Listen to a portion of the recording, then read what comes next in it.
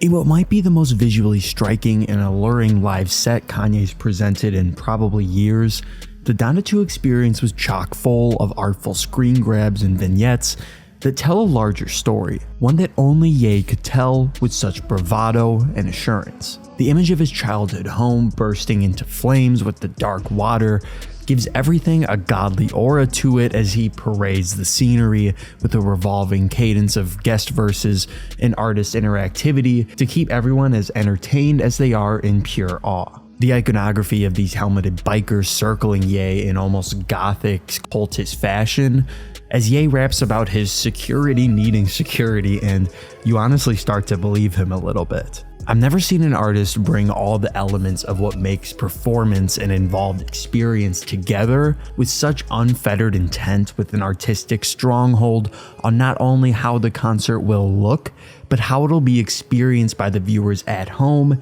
in the theater, and in the stadium. But when technical difficulties begin to creep into such an evocative and entertaining performance, does it taint the whole thing? I don't think so. But it definitely doesn't help, especially when the frustration is so apparent and your guests are losing in a battle to their own verses.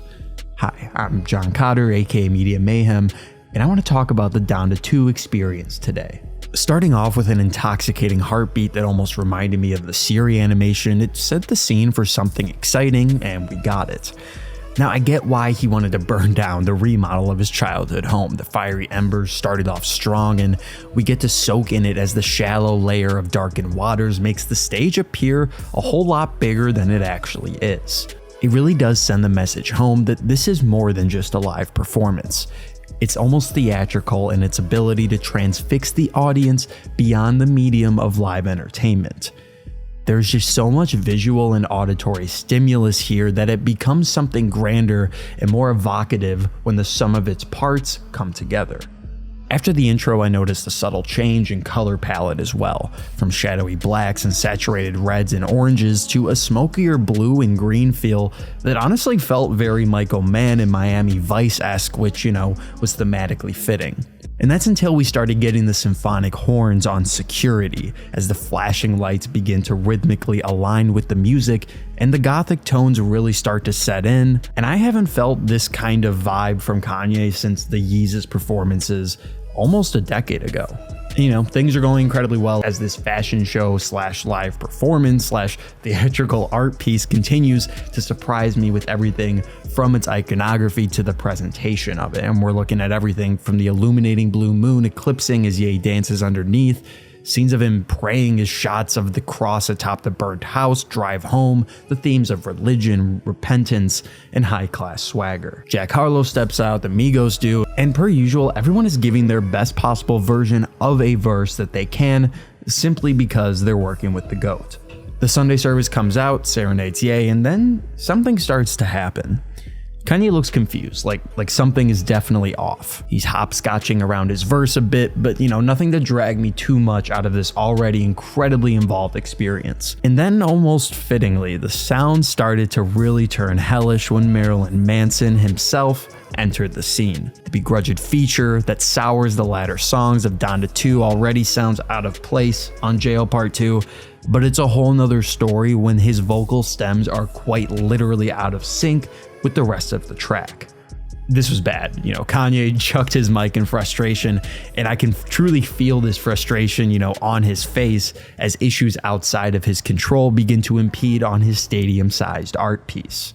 As if things couldn't get any worse, the baby walks out into his verse and, his audio is still royally messed up, so he just stands there and awkwardly lights a backwood. And things move on as the color palette switches to a dampened red and orange, and Kanye hasn't rapped for a while now, as he sits on the steps of his home, probably thinking what he's gonna do to that sound crew. As things get more visually stunning, and this is some of the best live presentation material I've ever seen. The Oscars need to have a live streaming category simply because of these illustrious performances that Kanye's been putting on. But continues, the visuals get better, the sound gets worse. Alicia Keys takes the stage on a grand piano as she sings the lyrics to City of God, and thankfully the playback seems fine. It's probably because she's playing the instrument and that's what she's hearing, and you'll see why that is in a second. As the drill instrument begins to kick in, Fabio Foreign comes out. And Fabio has this back and forth battle between a beat that is being shot into his ears at all the wrong directions and speeds, and the pace to which he has to freaking rap, you know? It's a contentious battle too, and you know, he almost gives up at times, and I really wish that he would do what Ye did and just chuck the mic at a certain point. But with Alicia Keys performing before you, I understand why you wouldn't do that. Alright, I'll give him one more try. It's what Kanye probably thought, is he had one more guest to bring out that we know of.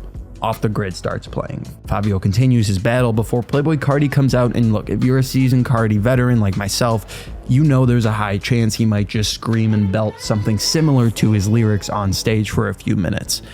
But his slurring screaming seemed to save him a bit, as his face paint definitely was like the number one thing I was looking at personally, and I already kind of knew that his verse had the potential to be completely off rhythm. Then, and I really didn't believe that this was possible, Fabio tries again to play catch up with the beat, and it fails in spectacular, almost Thornberrys-esque fashion. As the song ends, we get a final shot as flames shoot up behind the house, and then a microphone flies in screen, splashing in the water, and that might be the perfect way to encapsulate this full performance. It's beautiful, parts of it are stunning, and you're sort of lost in the transfixion of it all until something comes out of nowhere and kind of distracts you from it a bit. It impedes a little bit, but it definitely doesn't ruin the performance. But more than anything, it's a little bit funny. Thank you for watching. Make sure you subscribe and like if you enjoyed the video, and comment and let me know where you think Kanye is going to be performing next on what I think is going to become the Donda 2 Experience Tour. Thank you.